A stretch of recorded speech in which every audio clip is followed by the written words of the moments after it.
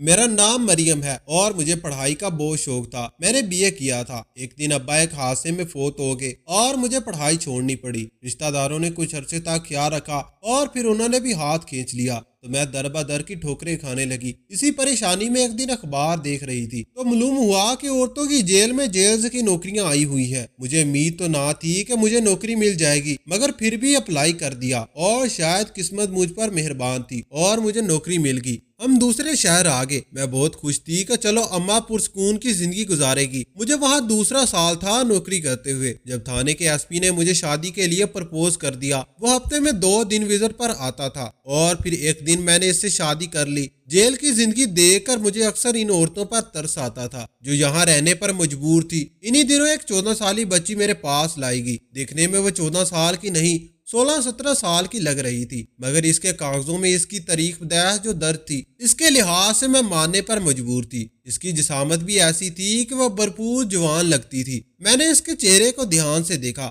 اس کے چہرے کو دیکھ کر لگتا نہیں تھا کہ وہ ایک مجرم ہو سکتی ہے. میں نے کانسٹیبل سے پوچھا کہ لڑکی کا قصور کیا ہے. کہنے لگا اقدام جرم میں اندر لائی گئی ہے. کسی لڑکے کو مارنے کی کوشش کی ہے. وہ ہسپتال میں ہے. لڑکے کے گھر والے کافی امیر ہیں اور طاقت والے بھی اسی لیے اس لڑکی کو جیل بھیج دیا. میں نے اس لڑکی سے پوچھا کہ کیا نام ہے تمہارا. اس نے اپنا نام مریم بتایا. میں چونک گئی. مجھے اپنے ہم نام لوگ بہت اچھے لگتے تھے لیکن پہلی بار ایک ہم نام مجرم ملی تھی. میں نے غور سے اسے دیکھتے ہوئے پوچھا کیا واقعی تم نے اس لڑکے کو مارا ہے. مجھے لگا کہ وہ انکار کر دے گی جیسا کہ اکثر ملزم کیا کرتے ہیں. کہنے لگی ہاں لیکن میں نے اسے جان بوجھ کر مارنے کی کوشش نہیں کی. میں نے اسے دھکا دیا تو وہ تیسرے فلور سے نیچے گر گیا. یہ کیس دلچسپ لگ رہا تھا. میں نے لڑکی سے کہا کہ بیٹھ جاؤ اور مجھے ساری بات بتاؤ. بیٹھ گئی اور کہنے لگی ساری بات تو کچھ نہیں جیلر صاحبہ وہی روایتی سی کہانی ہے. ایک لڑکا اور ایک لڑکی. میں اس سے بہت پیار کرتی تھی لیکن نہیں جانتی تھی کہ اس کا پیار محض ایک دھوکہ ہے. مجھے ایک پارٹی کے بہانے اپنے گھر لے گیا اور وہاں کمرے میں میرے ساتھ زبردستی کرنے کی کوشش کی. خود کو بچانے کے لیے میں نے اسے دھکا دے دیا تو وہ گر گیا اور مجھے پولیس پکڑ کر لے گئی. اس کے لب و لہجے سے نہیں لگ رہا تھا کہ وہ ڈری ہوئی یا سہمی ہوئی ہے. حالانکہ میں نے دیکھا تھا کہ جیل میں جو عورتیں یا لڑکیاں آتی تھی وہ تو ہفتوں تک شوق سے باہر نہیں نکلتی تھی کہ وہ کہاں آ گئی ہیں. یہ لڑکی کافی پر اعتماد لگتی تھی. میں نے لیڈی کانسٹیبل سے کہا کہ جاؤ اس کو جیل والے کپڑے دو. اس لڑکی کے جانے کے بعد میں کافی دیر تک سوچتی رہی کہ کیا اس نے جو بتایا ہے وہ ٹھیک ہے. مانا کہ ایک لڑکی اپنی عزت کے دفاع کے لیے کچھ بھی کر سکتی ہے مگر جیل میں پہلی بار آ کر بھی یوں بے خوف ہونا بڑے جگرے والی بات تھی. وہ لڑکی بہت بہادر تھی یا ضرورت سے زیادہ چلاک. بہرحال میرے پاس کرنے کو اور بہت کام تھے اور اگر میں ایسے سوچتی رہتی تو کام کا بہت حرج ہوتا. اگر وہ لڑکا مر جاتا تو اس کے گھر والے اس لڑکی کو عمر قید کروا دیتے. میرا شوہر وزٹ پر آیا. لڑکی کے بارے میں نے اسے بتایا کہ وہ لڑکی کچھ عجیب سی ہے. وہ بہت خوش ہے. یہاں میں نے کئی لڑکیوں کو روتے ہوئے دیکھا ہے مگر وہ کچھ الگ سی ہے. میرا شوہر کہنے لگا تمہیں اس لڑکی کے بارے میں زیادہ فکر کرنے کی ضرورت نہیں. وہ ایک سکیلولر لڑکی ہے. میں نے اس کے بارے میں معلوم کروایا ہے. اس کے گھر والے اس پر تشدد کرتے تھے اور ستیلی ماں تو کچھ کھانے تک کو نہیں دیتی تھی. وہ تو اس جہنم سے جان چھڑوانے پر خوش ہے. اس لڑکی کا کیس میرے شوہر کے تھانے میں ہی رجسٹر تھا اور وہ ہر ہفتے پولیس وین میں بیٹھ کر بڑے مزے سے عدالت چلی جاتی تھی. اس کے کیس کا ابھی تک فیصلہ نہیں ہو پا رہا تھا. مجھے اس کے بارے میں اتنا کچھ علم نہیں تھا. بس میرا شوہر جو مجھے بتاتا مجھے وہی پتا ہوتا تھا کہ اب کیس یہاں تک پہنچا ہے. کچھ دنوں بعد وفاقی وزیر نے دورے پر آنا تھا تو میرا دھیان اس لڑکی کی طرف سے ہٹ کر تیاریوں میں لگا ہوا تھا. جیل کی صفائی اور دوسرے معاملات میں پڑھ کر میں اس لڑکی کو بھول گئی. وہ 3 بجے لیڈیز کانسٹیبل میرے پاس بھاگی ہوئی آئی. اس کے چہرے کی ہوائیاں اڑی ہوئی تھی. کہنے لگی میڈم غضب ہو گیا. وہ بھاگ گئی. ہم اب کیا کریں گے. میں نے چونکتے ہوئے سے دیکھا. اس وقت مجھے کچھ سمجھ نہیں آ رہا تھا وہ کس کی بات کر رہی ہے. کہنے لگی میڈم وہ لڑکی جی ہاں وہ لڑکی فرار ہو گئی ہے. کیا.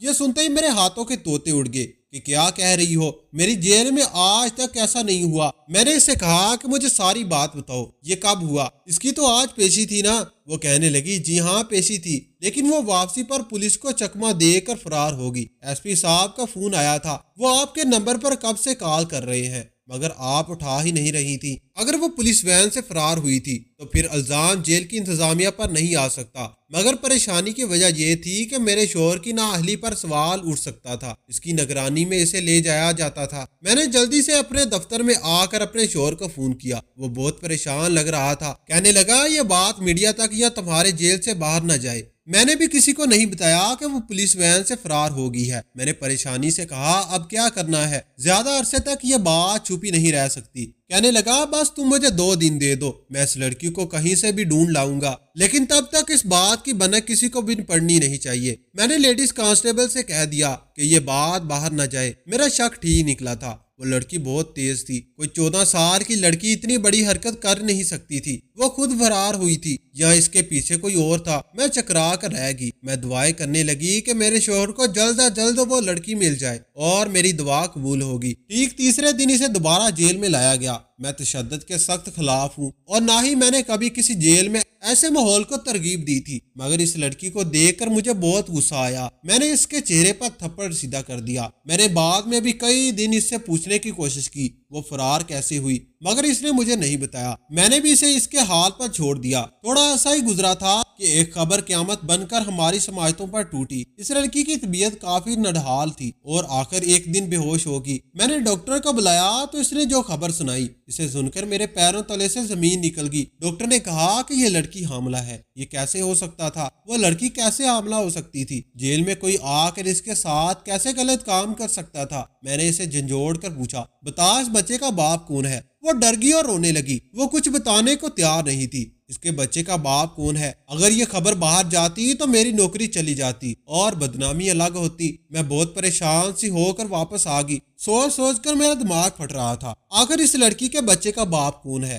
पिछली पेशी पर इसे 5 साल की सजा हो चुकी थी और शायद इसलिए वो तब फरार हुई थी। मगर सवाल फिर वही था कि आखिर ये सब हुआ कैसे? मुझे याद आया कि जिस लड़के की वजह से वो जेल में थी, हो सकता है कि वही इस बच्चे का बाप हो। मुझे हर सूरत पता चलाना था कि ये सब क्या हो रहा है। मेरी जेल में मैंने सुबह इस लड़की को अपने दफ्तर बुलाया। वो खिलाफ मामूल डरी हुई थी। मैंने पहली बार इसकी ये हालत देखी थी। मैंने सख्त लहजे में इसे मुखातब किया और पूछा, बताओ क्या चल रहा है और कब से? क्या वही लड़का इस बच्चे का बाप है जिसकी वजह से आज तुम यहाँ पर हो? वो जल्दी से हाँ में सर हिलाने लगी और कहा, हाँ, इस लड़के ने ये सब किया है। मैंने झूठ बोला था। इसने मेरे साथ गलत करने की कोशिश नहीं की थी, बल्कि गलत किया था। मैंने इसका गहरी नजरों से जायजा लेते हुए जाने को कहा। मुझे अब इसकी बात पर यकीन नहीं था। जो लड़की पहले झूठ बोल सकती है वो अब भी बोल सकती थी। वो 2 दिन गायब तो भी रही थी। वो मेरा शक इसी तरह जा रहा था कि इन्हीं दिनों में इसके साथ जरूर कुछ ना कुछ हुआ था, फिर चाहे वो जबरदस्ती हो या इसकी मर्जी। मैं चाहती तो इसे डरा धमका कर दूसरे तरीके से भी पूछ सकती थी, लेकिन एक तो वो कम उम्र थी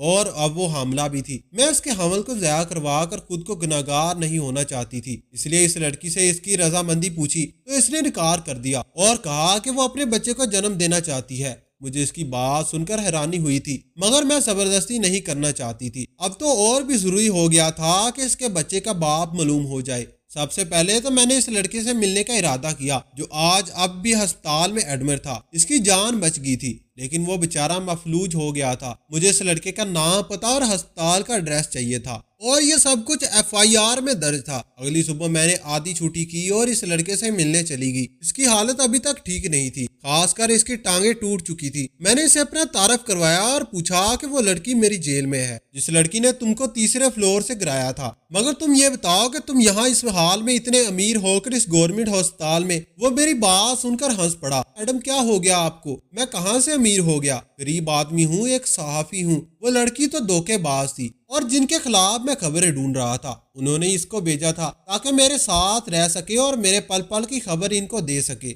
मुझे इस लड़की की असलियत पता चली तो मैंने इससे बहुत लड़ाई की और इसने जानबूझकर मुझे धक्का दे दिया। वो मेरी जान लेना चाहती थी, मगर किस्मत अच्छी थी कि मैं बच गया और मेरी सहाफी बरादरी ने इसके खिलाफ FIR कटवा दी, क्योंकि इस वाक़े के बाद सारे चश्मदीदा गवाह थे। मेरे लिए ये नई मालूमात थी और हैरत अंगेज भी। मैंने इस लड़के से पूछा कि ये बताओ कहीं तुमने इस लड़की के साथ शादी तो नहीं कर ली थी या फिर इसके साथ कुछ ऐसे तलक? इसने मेरी बात काट दी और कहा, मैं ऐसा वैसा लड़का नहीं हूँ। मैं वहां से मायूस होकर पलट आई। इस लड़की के बारे में मुझे ऐसी मालूमात मिली थी कि मैं दंग रह गई थी। اس نے کتنی آسانی سے مجھے بیوقوف بنا دیا تھا اور اپنے بارے میں جو جھوٹی سچی کہانی سنائی تھی۔ میں نے اس کی بات پر یقین کر لیا تھا کیونکہ میرا کام تفتیش کرنا نہیں تھا، لیکن اب میں تشویش کرنے لگی تھی تو وہ حقائق معلوم ہو رہے تھے جو نظر سے اجال تھے۔ میں واپس جیل میں آ گئی۔ میں نے اس کے شناختی کارڈ کی کاپی دیکھی تھی۔ وہ 14 سال کی نہیں تھی بلکہ 17 سال کی ہونے والی تھی، اور مجھے یہ سمجھ نہیں آ رہا تھا کہ اسے یہ بچہ رکھنے کا مشورہ کس نے دیا تھا۔ ضرور جیل میں ہی کسی نے اس کے کان بھرے تھے۔ میں نے جیل کی ایک عورت کو بلا کر کہا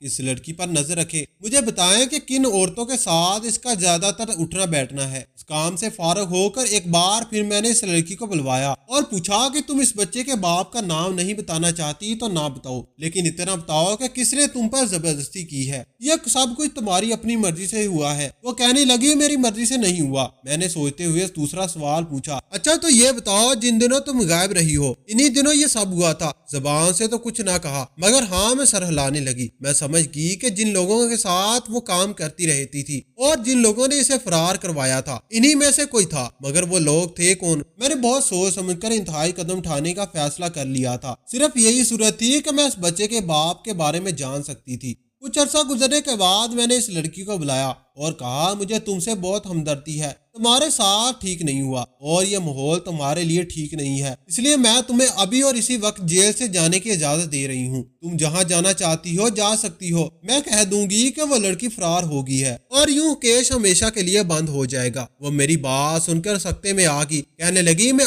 آپ کا یہ احسان زندگی بھر نہیں بھول سکتی۔ میں نے اسے کپڑے دے کر کہا جاؤ یہ جیل والا لباس اتار دو۔ اس کے بعد میں نے اسے کچھ پیسے دیے اور ایک چادر بھی، اور چپکے سے اسے باہر نکال دیا۔ لیڈیز کانسٹیبل کہنے لگی میڈم یہ کیا کیا آپ نے؟ ہماری نوکری چلی جائے گی۔ میں نے کہا ہم غلط کھیل کھیل رہے تھے، اس سے معلوم کرنے کی کوشش کر رہے تھے کہ اس کے بچے کا باپ کون ہے، اور ہمیں کامیابی نہیں ہوئی، اس لیے میں نے اسے جانے دیا۔ وہ آج نہیں تو کل اس آدمی کے پاس ضرور جائے گی۔ تم فکر نہ کرو، سادہ کپڑوں میں ہمارے آدمی اس کے ارد گرد پہرا دیں گے اور اس کی ایک ایک حرکت کے بارے میں مجھے خبر دیں گے۔ اسی شام میرا شوہر واپس آ گیا۔ اس کی 6 مہینے کی ٹریننگ ختم ہو گئی تھی اور کچھ عرصے میں ہی اس کی پروموشن ہو جاتی۔ میں نے سوچا کہ اسے بتاتی ہوں کہ میں نے اس لڑکی کے ساتھ کیا کیا ہے، مگر پھر یہ سوچ کر رک گئی کہ وہ مجھے ڈانٹے گا اور اس لڑکی کو پکڑ کر پھر سے جیل میں ڈال دے گا، کیونکہ وہ ہر حال میں قانون کی پاسداری کرتا تھا۔ اگلے دن مجھے خبری نے خبر دی میڈم وہ لڑکی ایک اپارٹمنٹ میں گئی تھی اور کل سے وہیں پر رہ رہی ہے، ابھی تک باہر نہیں نکلی۔ 2 دن بعد مجھے خبر ملی کہ وہ لڑکی کسی سے ملنے گھر سے نکلی ہے اور آدھے راستے سے ہی واپس پلٹ آئی ہے کہ اس کو شاید کسی کی کال آئی تھی۔ میں صبر سے انتظار کر رہی تھی۔ میرا پلان مکمل تھا اور اس میں کسی قسم کا کوئی جول نہیں تھا۔ وہ آج نہیں تو کل اس آدمی سے ضرور ملتی تاکہ اپنے بچے کا اسے بتا سکے۔ اگلے دن معمول کے مطابق میرا شوہر وزٹ پر آیا، پھر دفتر آ کر کہنے لگا وہ لڑکی کہاں ہے؟ مجھے کہیں نظر نہیں آئی، اسے بلاؤ، مجھے اس سے ضروری بات کرنی ہے۔ یہ سن کر میری جان حلق میں اٹک گئی۔ وہی ہوا جس کا ڈر تھا۔ میں نے اپنے شوہر کو ساری بات بتا دی کہ کیا ہوا تھا اور اس وقت وہ لڑکی کہاں ہے۔ ساری کہانی سن کر میرا شوہر حسب معمول بہت غصے میں آیا اور کہنے لگا تم نے قانون کے خلاف ورزی کر کے اچھا نہیں کیا، تمہاری جگہ کوئی اور ہوتا تو میں اس کو سسپینڈ کر دیتا۔ تمہارا کام تشویش کرنا نہیں، وہ پولیس کا کام ہے۔ میں اسے گرفتار کرنے جا رہا ہوں۔ میں اسے روکتی رہ گئی مگر وہ چلا گیا۔ وہ لڑکی پھر سے واپس آ گئی، مجھے دیکھ کر میرے کان میں کہنے لگی آپ نے اس بچے کے باپ کا نام معلوم کرنا ہے نا، 1 مہینہ صبر کرو، وہ ڈیلیوری والے دن ہسپتال میں آئے گا۔ میرے پاس صبر کرنے کے علاوہ اور کوئی چارہ نہیں تھا۔ کیا ہو جاتا اگر میرا شوہر مجھے میرے پلان پر عمل کرنے دیتا؟ خیر اس لڑکی کی ڈیلیوری کا دن آ گیا۔ میں نے اسے پولیس کے ساتھ ہسپتال بھیج دیا اور کچھ ضروری رپورٹ بنانے لگی، ورنہ میں اس کے ساتھ ہی ہسپتال جاتی۔ کام کرتے کرتے دوپہر ہوگی، ابھی میرا کام ختم ہونے ہی والا تھا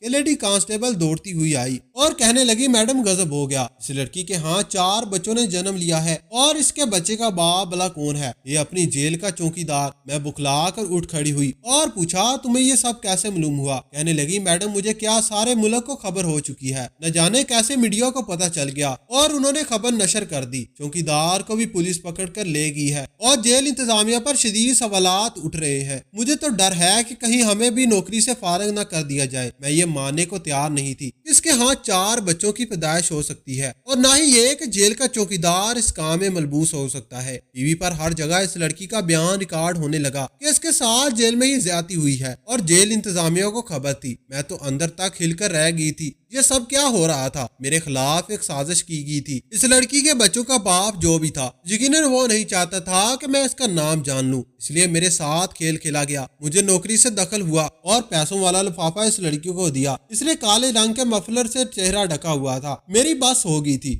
میں اس کا چہرہ ہر قیمت پر دیکھنا چاہتی تھی، اس لیے جلدی سے پردے سے باہر آئی اور اسے سنبھلنے کا موقع دیا۔ بغیر اس کے چہرے سے وہ کپڑا کھینچ کر ہٹا دیا اور مجھے یوں لگا جیسے میرے جسم سے جان ہی نکل گئی، کیونکہ وہ کوئی اور نہیں میرا شوہر تھا۔ وہ بھی مجھے دیکھ کر گھبرا گیا اور وہ لڑکی بھی، دونوں کو یقین ہی نہیں تھا کہ وہ پکڑے جائیں گے۔ اسی وقت کمرے میں بہت سارے نیوز والے اور اسٹیٹ کمشنر بھی داخل ہوئی۔ ان سب کو میں نے بلایا تھا تاکہ سچ سب کے سامنے آ سکے۔ اسٹیٹ کمشنر میری دوست تھی اور میں نے اس سے مدد کا کہا تھا، لیکن میرے خواب و خیال میں بھی نہیں تھا کہ جس شخص کے پیچھے میں نے اتنے مہینے سے لگی ہوئی ہوں وہ میرا اپنا شوہر ہی نکلے گا۔ پولیس والے میرے شوہر کو پکڑ کر لے گئے۔ میں نے اس لڑکی کو کہا، چلو شروع سے ساری داستان سنانا شروع کر دو۔ وہ کہنے لگی، میں اسی جیل میں ہی پیدا ہوئی تھی۔ میری ماں اپنے وقت کی مشہور طوائف تھی اور کئی بڑے لوگوں سے اس کے بہت قریبی تعلقات تھے۔ وہ ان کا مال ایک مالک سے دوسرے مالک تک پہنچاتی تھی، لیکن پھر میری ماں کو ایک مشہور شخصیت سے سچ مچ پیار ہو گیا تھا، لیکن وہ بس میری ماں کو استعمال کر رہا تھا۔ میری ماں جب حاملہ ہوئی تو اس نے میرے باپ کو بتایا، مگر اس نے میری ماں کو جھٹلا دیا اور الزام لگا کر جیل میں بند کروا دیا۔ میری پیدائش جیل میں ہی ہوئی تھی۔ میں 5 سال تک اپنی ماں کے ساتھ ہی رہی تھی۔ پھر 5 سال کے بعد میری ماں کو رہائی ملی تو پھر اس نے وہی کام کرنا شروع کر دیا۔ میں جب جوان ہوئی تو اس نے مجھے اپنے ساتھ کام پر لگا لیا۔ ایک بڑے وزیر کے خلاف ایک نوجوان صحافی ثبوت ڈھونڈ رہا تھا۔ میری ماں نے کہا کہ تم اس لڑکے کو اپنے پیار کے جال میں پھنسا کر اس سے تمام ثبوت نکلوا لو، اس کام کے ہمیں بہت سارے پیسے ملیں گے۔ میرے لیے یہ پہلا موقع تھا اسی طرح کسی لڑکے کے ساتھ باہر جانا